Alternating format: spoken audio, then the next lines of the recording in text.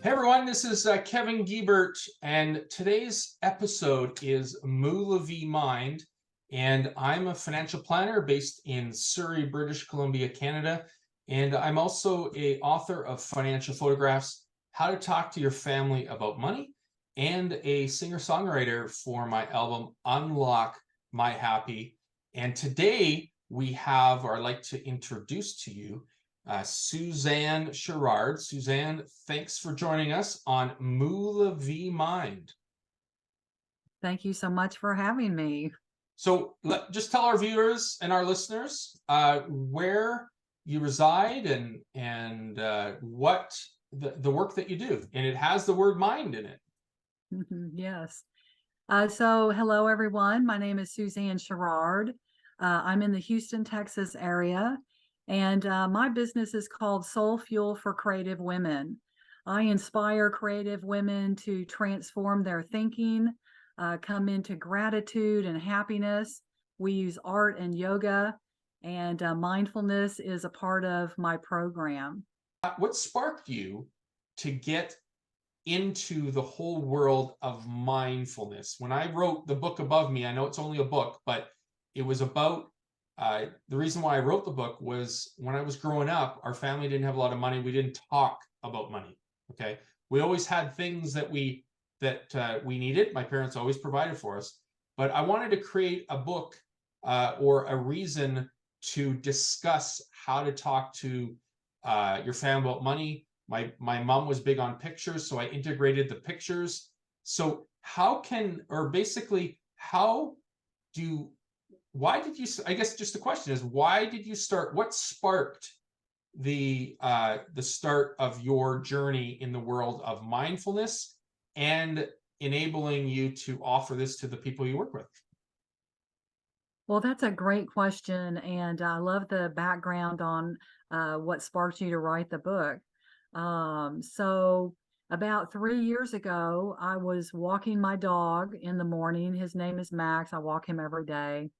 And I was just ignoring that little inner critic voice telling me that I'm not good enough, I'm not successful. And for the first time in my life, I stopped in my tracks and I said, but this is a lie because I do a lot of amazing things in my community. And I wonder why I talk to myself that way. I wonder why I've struggled with that my whole life. And by gosh, I'm going to figure out the answer to that question and I'm going to fix it. So that led me on a journey of health and wellness, becoming a yoga instructor, learning mindfulness, but facing my inner critic and using art to help me to do that because I'm a recovered negative thinker. And I just didn't realize how much I had been conditioned my whole life, conditioned through music, through peers, through the way I was raised, because my parents were probably conditioned. And, we just don't realize that when we're young children up to the age of 7, we don't have a conscious mind. We're all subconscious. And it's like everything that we learn, we are wide open to everything that we see and learn. And it all is like it just dumps into our mind like computer files. And so this is where limiting beliefs come from. And I had no idea. I just didn't realize. And so since then, I've taken many courses. CBT, cognitive behavior techniques, are amazing techniques to change the way that you see the world, the way you respond to stress, and come into self-love and gratitude, and help other people to do that too. Yeah, because that's one of the stories of or one of the great things I love to hear is the origin story about how you got to where you are today, right? Mm-hmm. And we each have different journeys. And what I am finding out is that mindfulness is a very important part of your life. And you often don't think of that because, when you talk about, I've learned about how important breathing is, right? But breathing is something that we have to do to survive. And when I'm, doing my, when I should be doing my walks, or when I do my walks, when I'm, doing my comedy, when I'm speaking, you know, uh, it's the preparation that I need to learn more about, right? And I could see how, or I'm just asking you right now, mindfulness will it not prepare us for what we have ahead too? Well, absolutely. And if you want, I can share a little story with that. And this was just recently. I have a local farm I live by. I go buy produce there. She's a wonderful young mother with two children. Um, but she advertises that she's open at 9 in the morning, and a lot of times she is not there when she says she's going to be. So some of the clients, they'll text her, "Oh, I'll be there in 20 minutes," and we're waiting out on the porch. And I'm a very, very time organized person. I've worked for myself my whole life, and I'm very structured in that way. And immediately I became kind of irritated. And where is she? Looking at my clock. I don't have time for this. I need to get back to work. Um, but I need these vegetables, and I want to buy the fresh bread, and she usually sells out, so I'm going to wait. And then she gets there, and of course, there's her two girls. They're always running barefooted around the farm. Very wholesome family. They have a cow. They sell their fresh milk and whatnot. And I started practicing mindfulness to overcome this irritated feeling, and I started breathing and I started relaxing. And then I came into this bird's eye view of, wow, that's very interesting that I look so irritated. What if I just started to relax? What if there's a lesson in this that I need to learn? And I said to myself, who cares if I don't go back to work for the next couple of hours? I'm going to see where this experience takes me, and what do I need to learn? And I asked her, I said, well, do you have any collard greens? Oh, yes, they're best when they're fresh. You want to come out to the garden with me? We'll go pick them. We'll go cut it. And so I walked out there through the mud with her and her two kids. They were stomping in the mud, all the chickens running around. Um, and I was talking to the girls. There were sunflowers. We talked about how the fairies lived under the sunflowers, and I got to see her big garden. And I had the most relaxing, wonderful 2 hours. I came into gratitude. I felt so extremely happy. And I had just the most wonderful day. And had it not been for mindfulness, I would have been probably stressed for a good part of the day. So it's changed Exactly. my life. Yeah, it can change. It can change your life. Yeah. So we'll get into more mindfulness in a minute here, but thanks very much for that story, because I'm all about stories too. And it's nice to look back at how you started your business, how you started working with people, and then that shows the fact that you have been in their shoes as well.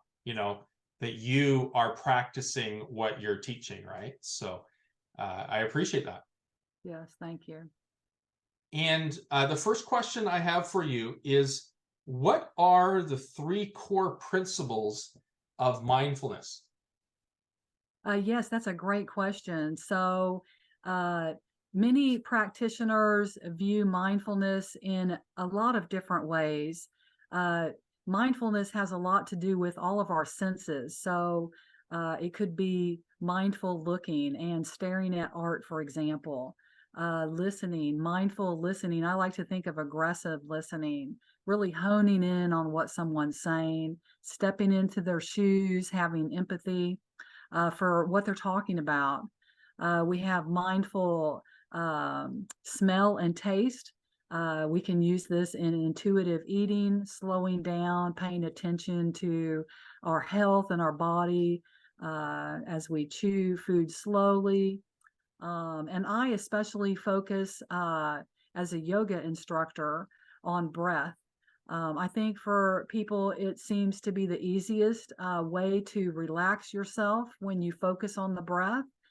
because it immediately slows the body down. And so the first core principle in the practices that I teach is breath is the first one, to relax the body, to focus, to ask myself, how am I doing? What's going on? And then the second core principle is coming into kind of a wide lens angle view of non-judgment. So I kind of like to think of myself as a bird flying up in a tree, and observing down on myself, observing how am I reacting to things, and what kind of stress am I experiencing, and why, and just stepping back and just observing without any judgment. Um, and then the third core principle is gratitude. So shifting into being grateful, grateful for the people that you love in your life, grateful for your friends, grateful for the things that you have, your home, etc. Because when we're grateful, we can't have stress and gratitude at the same time. So when you practice these core principles, it changes the way that you perceive life. It changes the way that you perceive yourself and how you react to things. And it helps you to calm down and live in the moment. So it's a fabulous, wonderful way of coming out of stress. And yeah, it's just wonderful. Because I would suggest every day, whether we really realize it or not, it's different levels of stress. We're always busy, and we often not take the time to look after ourselves too, right? Because you use the analogy of being on an airplane and the safety demonstration that you have to put the oxygen mask on yourself first so you can help people. Because sure, you can help people right away, but then you might not be able to help after that, right? So taking that extra minute, 2 minutes, whatever, just to do the breathing. I know I have been doing that or have done that in the past, and I should do it more. But when I have done it, that has helped. Even in the morning, waking up, you're stressful of the day, just breathing and just starting the day that way, right? Or going for a walk, spending that time and going for a walk, even though I know there's things, on the desk that needs to be done anyways, right? It's kind of like, spending that time to be smarter with what you're doing, quality over quantity, and when you mention the word yoga, I do some stand-up comedy. So, it's something I've always wanted to do. I think I've done yoga once. Okay. I should do it more. Okay. But the whole laughing yoga, have you ever done laughing yoga before? No, I haven't done that, but as a yoga instructor, I love to do gentle stretching, breathing, relaxing, and I also teach restorative yoga, which is calming the central nervous system, coming into comfortable poses for up to 3 to 5 minutes. And it's a type of mindfulness practice as well. Yeah. Well, speaking of practice, we're going to go into a practice here. Can you just get us ready for the square breathing? Yeah, so let me give you a little bit of background about what square breathing is. I love teaching this technique because it's actually very easy to use. And it's also used and taught by the Navy SEALs. They teach their enrollees, trainees, how to totally calm their body when they're very stressed. And, I think of we hunch over and we talk on the phone like this. We have our shoulders up to our ears. We're rounding forward and we stress our bodies out when we're stressed. And I always like to think of a string coming out the top of my head and lifting up, up, up, sitting nice and tall, pulling the shoulders back, and then slow breathing. We need lots of oxygen. It nourishes our cells. And when we get stressed, we tend to hold our breath. And so slow breathing brings us to calmness, and it helps us to be able to kind of observe where we are. So if everyone wants to grab a pen and a paper, we could do some square breathing if you like. Okay, so everyone get that pen and paper, and we're going to participate now in the square breathing. Square breathing is a simple yet powerful breathwork technique that's used to enhance your mood and alleviate stress. Also known as box breathing, 4x4 breathing, and 4-part breath. It can help regulate your energy, deepen your connection with your body, calm your nervous system, and reduce stress levels. You want to be able to take deep breaths, so notice your posture, get grounded with your feet touching the floor, prepare yourself to relax and breathe. To deepen your awareness, you may want to consider the various layers of support beneath you, the chair supporting you, the floor supporting the chair. Maybe sit on a meditation cushion, or you could even lie down, gently clutching the steering wheel if driving. You can enhance your breathing practice with an intention or positive language or image. You might repeat words such as inhale relaxation, exhale stress. You may also like to focus on a neutral image such as a tree, or a positive image like your dog. By doing so, you can make your practice more engaging and authentic to your needs. Square breathing can help you manage stress, increase focus, and calm the mind. You can use it before responding to a high-stress situation, when trying to fall asleep, to reduce work-related stress, boost creativity, and most everyday activities. And of course, you can use it just as a daily relaxation technique. You don't have to be stressed to enjoy its benefits. It can also be used for manifestation, meditation, and affirmations. Here's a chart of how it looks. Inhale for 4 seconds, hold for 4 seconds, exhale for 4 seconds, and hold for 4 seconds. So grab a pen, let's draw a simple square. It helps to use your finger around the square for a time or two, so you can visualize counting the seconds around the box. So this is going to be a real simple little exercise. This is kind of like drawing stick figures. Nothing fancy here, but the reason I like to do a session of drawing the square is because we can practice counting the seconds. And a lot of times we tend to count faster because we don't breathe real slow naturally. And so let's just draw a very simple little box. It's going to be nothing fancy.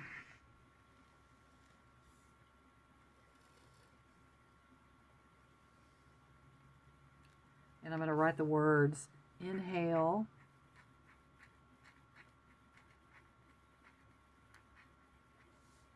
hold,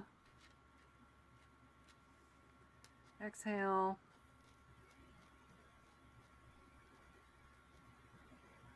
and hold. And of course, before we begin, as in the slides mentioned, you want to become aware of your body. Are you stressed? Are you sitting in a chair where your feet can be flat on the ground? You can notice what you're sitting on.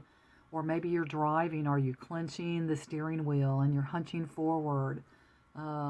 Maybe you're at work and you're in a meeting and your shoulders are up to your ears and you're feeling stressed.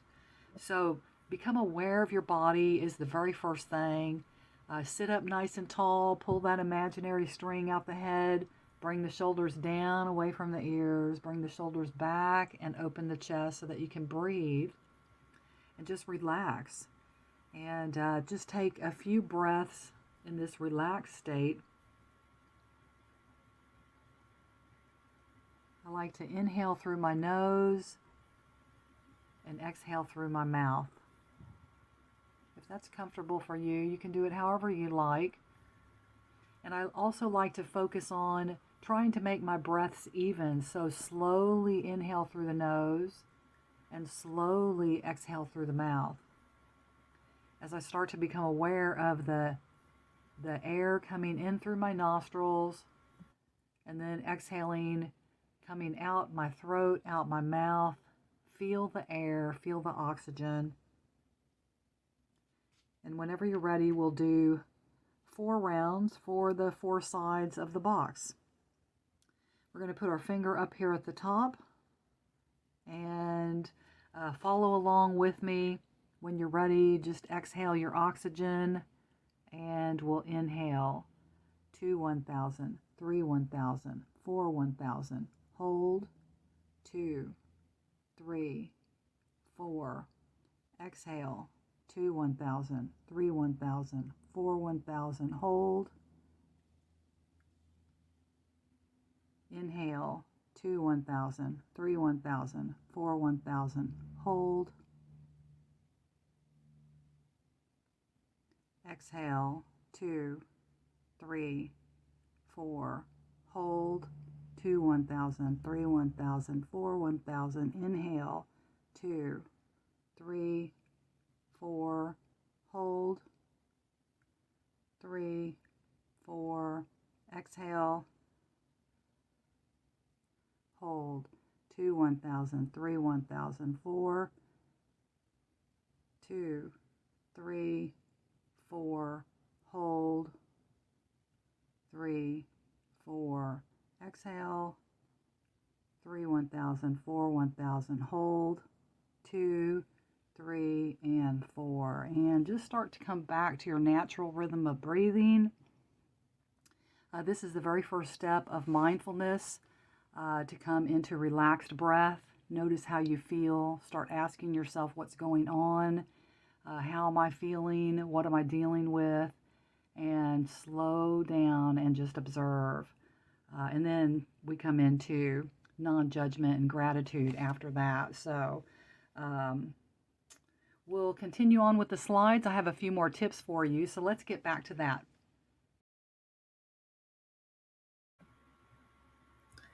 So once you're comfortable counting and relaxing as you breathe, here are a few tips you might want to try.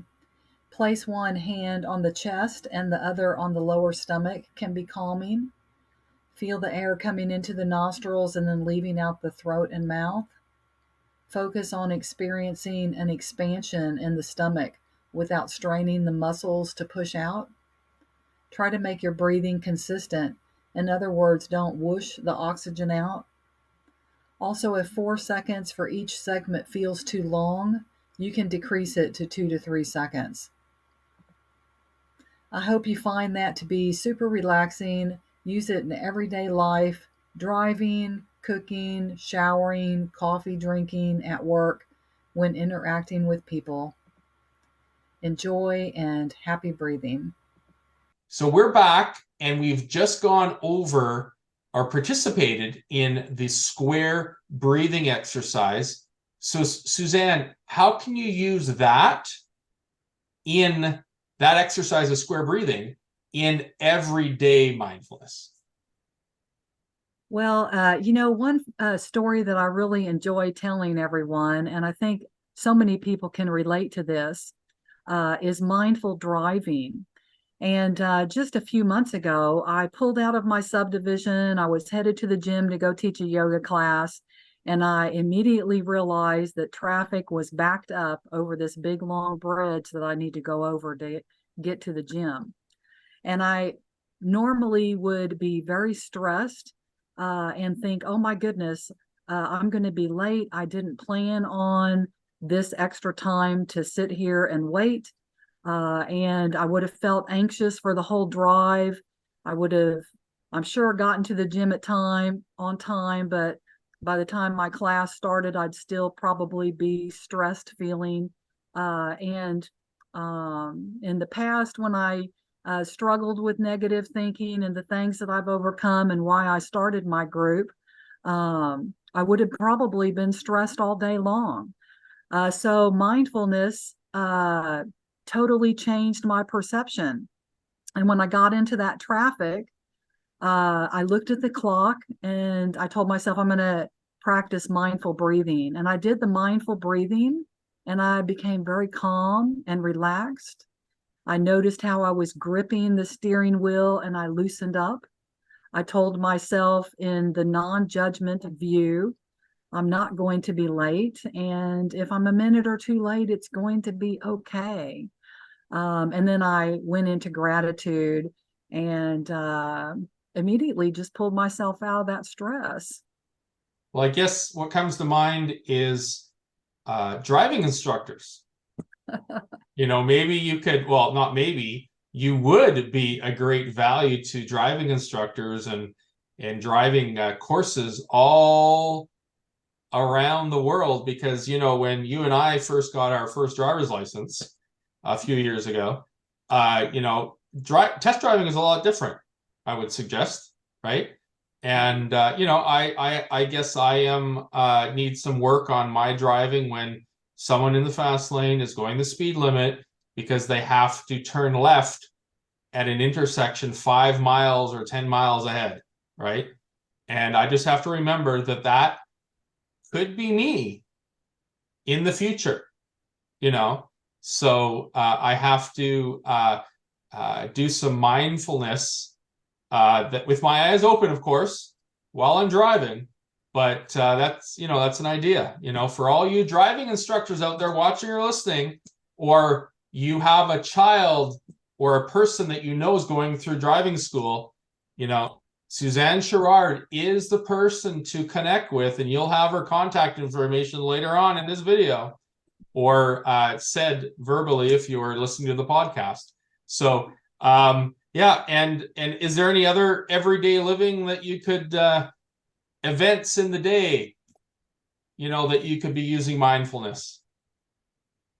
Well, mindfulness can be used throughout most all activities during your day, from waking up, before you even get out of bed, just relax breathing, coming into non-judgment gratitude. What is your day going to be like, before you even get out of bed?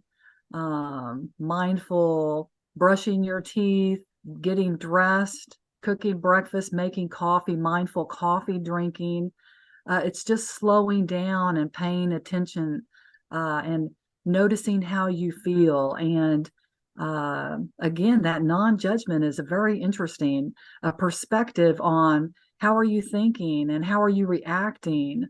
And gratitude always changes our life and brings so much joy and happiness to us. So Yeah. So I dabble in the music world as a singer-songwriter, even though I can't write music. But I do the lyrics and I sing. And I'm an author, I've written a book before.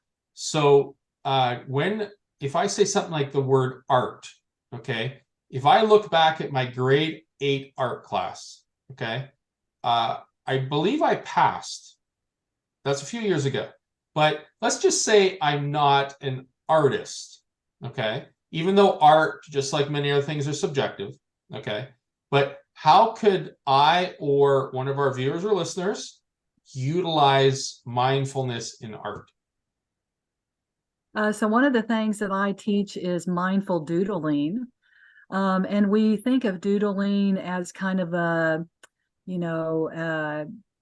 it doesn't take any thought. You're just mindlessly doing scribbling, but scribbling and doodling are quite different. Scribbling is erratic lines all over the page with no purpose. And mindful doodling, we can connect to our subconscious partially, and we can give ourselves suggestions and change our perception. By slowing down, you could do a mindful doodling. What does next year look like? A pathway to next year look like for you, for example? How would you draw that? And that takes no skill. I like to bring up examples and show my students different ways that you can doodle, but it's circles and it's squares and it's simple shapes. So that's just one example of how you can bring mindfulness art into art. Yeah, well, don't forget to bring out those crayons that we used to play with when we were kids, right?